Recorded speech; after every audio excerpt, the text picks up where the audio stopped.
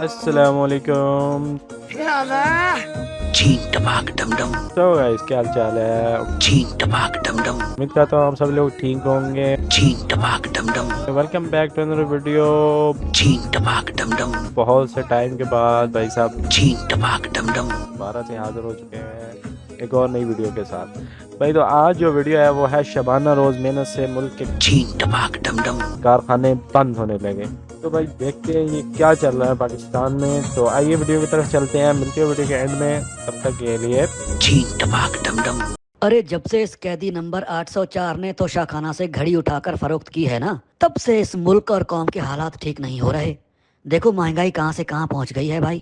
ہاں بھائی ٹھیک کہتے ہو. پہلے کتنا امن و امان تھا, ایک چڑیا تک پر نہیں مار سکتی تھی. یہ تو اچھا ہے کہ ببر شیر شریف اور زرداری جیالی زندہ ہیں. ان دو خاندانوں نے اس ملک کو بچایا ہوا ہے بھائی, ورنہ آج یہ ملک کہاں سے کہاں پہنچ چکا ہوتا. ہاں اور کیا. دیکھو نا ہمارے ببر شیر کا باپ مزدور تھا. ایک مزدور کے بیٹوں نے شبانہ روز محنت کر کے کہاں سے کہاں پہنچ گئے. چند ہی سالوں میں آدھا لندن خرید لیا ہے بھائی. اتنا محنتی اور ایماندار خاندان ہے جسے یہ قیدی کہتا ہے کہ یہ چور ہیں.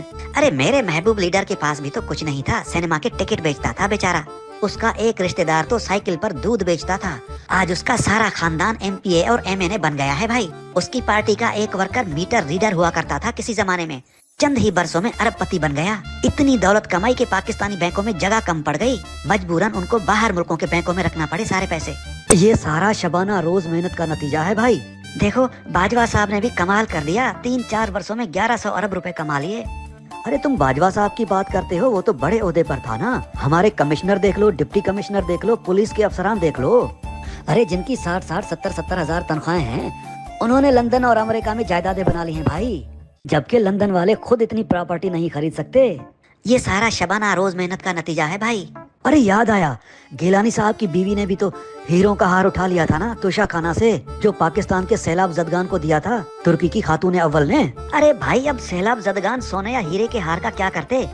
اچھا ہے گیلانی صاحب کی بیوی نے اٹھا لیا, اگر وہ ہیروں کا ہار نہ اٹھاتی تو اسے بھی یہ قیدی بیچ دیتا اور آگے سے کہتا ان پیسوں سے ملک میں ہسپتال بنواؤں گا. بڑی تباہی کی ہے بھائی اس قیدی نے اس ملک کی. ارے ہمارے ایماندار مذہبی اور محب وطن لیڈروں نے سارا ملک بیچ کر بھی لندن, دبئی اور امریکہ میں پراپرٹیز خریدی ہیں, جزیرے بنائے ہیں, سارا کاروبار باہر سیٹ کیا ہے, لیکن ملک کا ایک روپیہ تک ضائع نہیں کیا. ایسے ہوتے ہیں لیڈر, اور اسے کہتے ہیں سیاست. ہاں بھائی کیوں نہیں, اپنے اولاد کے لیے شبانہ روز محنت کر کے پتہ نہیں کہاں کہاں سے قرضے لے کر بھیک مانگ کر اپنے آنے والی نسلوں کے لیے باہر ملکوں میں پیسہ جمع کر رہے ہیں بھائی. اور ایک وہ ہے قیدی جس نے ایک گھڑی بیچ کر ملک کو مشکل موڑ میں پھنسا دیا.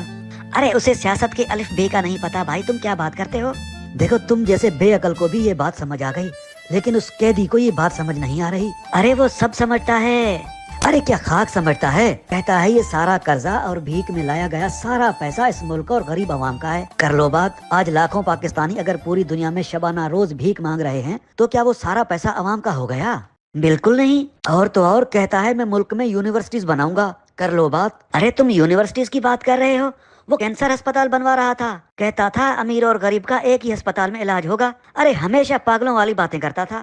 اور پھر کہتا ہے سارا قصور زرداریوں اور شریفوں کا ہے. ارے ہمارے ببر شیروں نے تو برسوں سے چلتے ہوئے کارخانے بند کروا دیے. ارے اچھا ہوا نا, ملک پر بوجھ تھے نا. دیکھو کالج, اسکول, یونیورسٹیز تک بند کروا دی ہمارے محبوب لیڈران نے. کتنا پیسہ بچا لیا اس ملک اور قوم کا, اور اس سارے بجٹ سے اپنے لیے دنیا کی مہنگی ترین گاڑیاں خرید لی. ایسی گاڑیاں کہ جن کا ایک ایک ٹائر 4-4 کروڑ کا ہے. اب یہ ترقی نہیں تو کیا ہے. ارے بند پڑے ہوئے پاور پلانٹ سے کیپیسٹی کے نام پر کھربوں روپے کما لیے ہمارے ان دو خاندانوں نے. اب اگلی باری ان کی اولاد کی ہے بھائی. دیکھو ہمارے محبوب لیڈران کے پاس کیسے کیسے جدید طریقے ہیں پیسہ کمانے اور پیسہ جمع کرنے کے لیے. کتنی فکر ہے ان کو ملک اور قوم کی. اور وہ قیدی ایسے نایاب اور ذہین انسانوں کو کہتا تھا کہ یہ سب چور ہیں اور ان کو الٹا لٹکاؤں گا. ارے جب چوروں کو الٹا لٹکائے گا تو اس قوم اور ملک کو کون چلائے گا؟ ارے باہر سے قرضے کون لے گا؟ لندن میں فلیٹ کون خریدے گا؟ پاگل کہیں کا. یار تم کیوں احتجاج کر رہے ہو؟ ارے بھائی میرے بجلی کا بل زیادہ آ گیا ہے, اتنی بجلی تو میں نے استعمال ہی نہیں کی, بس اس لیے احتجاج کر رہا ہوں. اور تم کس لیے احتجاج کر رہے ہو بھائی؟ یار میری بیٹی ایک منسٹر کے رشتہ دار نے اغوا کر لی ہے, اس لیے. بس بھائی اگر عمران خان نے یہ گھڑی نہ بیچی ہوتی نا تو آج ہمارا بجلی کا بل بھی زیادہ نہ آتا, اور کسی